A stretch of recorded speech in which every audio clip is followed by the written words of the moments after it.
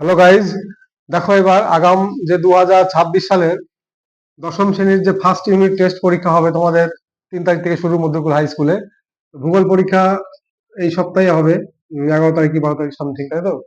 তো সেই পরীক্ষায় যে প্রশ্নগুলো আসার মতো মোস্ট 5 মার্কে তোমাদের থাকবে 3টে বা 4টে, করতে হবে দুটো, 5x2। তো প্রাকৃতিক ভূগোল থেকে আমি দিয়েছি নদীর ক্ষয় ও সঞ্চয় কার্যের ফলে সৃষ্ট ভূমিরূপগুলো লেখো। আমার YouTube channel SS geography master, সেই চ্যানেলে তোমরা পেয়ে যাবে নদীর ক্ষয়কার্যের ফলে সৃষ্ট ভূমিরূপগুলো কি কি। তোমরা ওখানে দিবে ক্যানিয়ন, গিরিখাত আর জলপ্রপাত, এই 3টে ছবি, বৈশিষ্ট্য, উদাহরণ সহ লিখবে। যেমন ধরো নদীর গিরিখাতের, গিরিখাত কাকে বলে বলতে হবে আর্দ্র অঞ্চলে ইংরেজি ভি আকৃতির মতো যে উপত্যকা সৃষ্টি হয় তাকে বলছে গিরিখাত। আর শুষ্ক বা মরুপ্রায় অঞ্চলে ইংরেজি আই আকৃতির মতো যে ভূমিরূপ সৃষ্টি হয় তাকে বলছে ক্যানিয়ন। গিরিখাত দেখতে ইংরেজি ভি আকৃতির মতো হয়, ক্যানিয়ন হচ্ছে আয় আকৃতির হয়। গিরিখাত দেখা যায় আর্দ্র অঞ্চলে, ক্যানিয়ন দেখা যায় শুষ্ক অঞ্চলে। গিরিখাতের উদাহরণ হচ্ছে ইচাং গিরিখাত, আর ক্যানিয়নের উদাহরণ হচ্ছে কলোরাডো নদীর গ্র্যান্ড ক্যানিয়ন। এই হয়ে গেল তোমাদের দুটো পয়েন্ট। তারপরে দিবে জলপ্রপাত কাকে বলে বা মন্থকূপ কাকে বলে। তোমাদের মোট 3টে ভূমিরূপ আসবে। জলপথ কাকে বলে, নদীর গতিপথে যদি কঠিন ও কোমল শিলা অবস্থান করে তাহলে কি হয়, কোমল শিলা দ্রুত ক্ষয় পেয়ে যায় আর কঠিন শিলা উঁচু হয়ে দাঁড়িয়ে থাকে। এই যে জলটা আসছে এরকম উঁচু থেকে উপর থেকে নিচের দিকে প্রবল বেগে, একে বলা হচ্ছে জলপ্রপাত। বায়ুর, এবার নদীর সঞ্চয় কার্যের ফলে সৃষ্ট ভূমিরূপ। নদীর সঞ্চয় কার্যের ফলে সৃষ্ট ভূমিরূপ গুলো তোমরা দেবে প্লাবন ভূমি কাকে বলে, স্বাভাবিক বাঁধ কাকে বলে, আর বদ্বীপ কাকে বলে, 3টে। ঠিক আছে, যেমন প্লাবন ভূমি কাকে বলে বলতে হয় নদীর নিম্নগতিতে বন্যার ফলে প্রত্যেক বছর পলি নদীর দুই পাশে প্রবাহিত হয়ে যে বিস্তীর্ণ সমতল ভূমি সৃষ্টি করে তাকে বলা হচ্ছে আমাদের কি, প্লাবন ভূমি। এই যেটা আমাদের হচ্ছে প্লাবন ভূমি, এটা আমাদের কি, প্লাবন ভূমি। ঠিক আছে, তাহলে প্লাবন ভূমি কেমন হয়, সমতল হয়, উর্বর হয়। স্বাভাবিক বাঁধ, নদীর দুই পাশে যে উঁচু ভূমিরূপ থাকে তাকে বলা হচ্ছে স্বাভাবিক বাঁধ বা লিভি।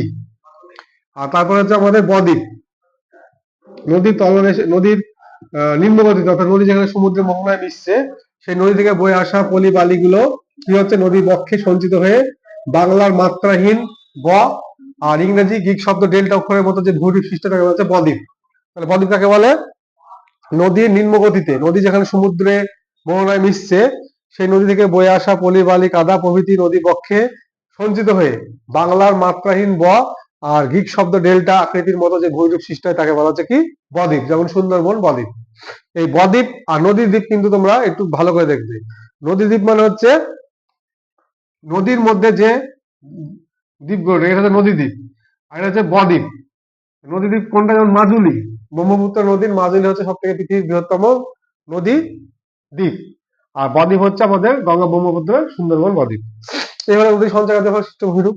তারপর আসে বায়ুর ক্ষয় কার্যের ফলে সৃষ্ট ভূমিরূপ। বায়ুর ক্ষয় কার্যের ফলে সৃষ্ট ভূমিরূপ গুলো কোনগুলো ইম্পর্টেন্ট, বায়ু ক্ষয়ের ফলে আমাদের তৈরি হয় কি, গৌর, তাই তো?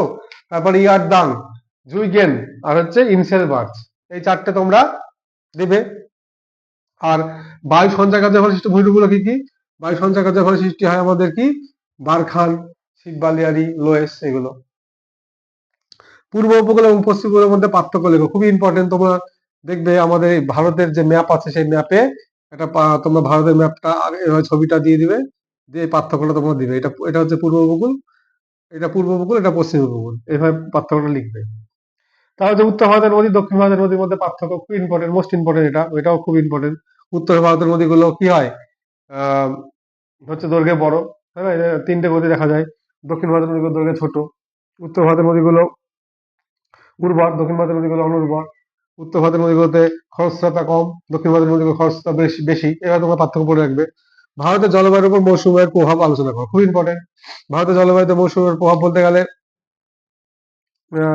যে মৌসুমী বায়ু যে ভারতের জলবায়ুর উপর যে প্রভাব ফেলছে সেই প্রভাবের সুফল এবং কুফলগুলো তোমরা আলোচনা করবে। ভারতের জলবায়ুর প্রধান নিয়ন্ত্রকগুলি কি কি আলোচনা করবে, এটা খুব ইম্পর্টেন্ট। এছাড়া বড় প্রশ্ন হচ্ছে ভারতের কৃষ্ণ মৃত্তিকা, পল্লী মৃত্তিকা আর মরু উদ্ভিদের বৈশিষ্ট্য, এটা খুব ইম্পর্টেন্ট। কৃষ্ণ মৃত্তিকা কোথায় দেখা যায়, আমাদের ভারতের দাক্ষিণাত্য অঞ্চলে যে ডেকান ট্রাপ এলাকা আছে সেই ডেকান ট্রাপ এলাকায় এই কৃষ্ণ মৃত্তিকা দেখা যায়। কৃষ্ণ মৃত্তিকা তুলো চাষের পক্ষে খুব আদর্শ, একে কটন সয়েল বলা হয়, কটন সয়েল। আর পলিমৃত্তিকা কোনটা?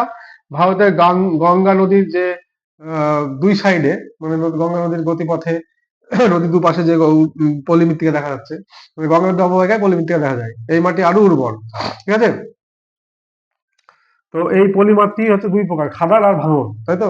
নদীর কাছে, নদীর কাছে যে পলিগুলো দেখা যাচ্ছে সেটা হচ্ছে খাদার, আর নদী থেকে দূরে যে পলিগুলো দেখা যাচ্ছে সেটা হচ্ছে ভাঙন। খাদার উর্বর, ভাঙন অনুর্বর। খাদার নদীর কাছে গড়ে ওঠে, আর ভাঙন নদী থেকে দূরে গড়ে ওঠে। খাদারে প্রত্যেক বছর বন্যা জল পৌঁছায়, ভাঙন নদী প্রত্যেক বছর বন্যা জল পৌঁছায় না। মরু উদ্ভিদের বৈশিষ্ট্য। মরু উদ্ভিদের কি বৈশিষ্ট্য? মরু উদ্ভিদ আমাদের ভারতের রাজস্থানে দেখা যায়। এই সমস্ত গাছের পাতা কি হয়? পাতা কাটা রূপান্তরিত হয়।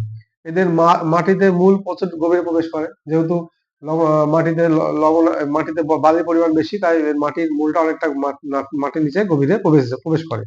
এটা তোমাকে বলতে হবে। আর যেগুলো তোমাদের জন্য নিয়ে এসেছি 2 মার্কের জন্য প্রশ্ন, 2 মার্কস,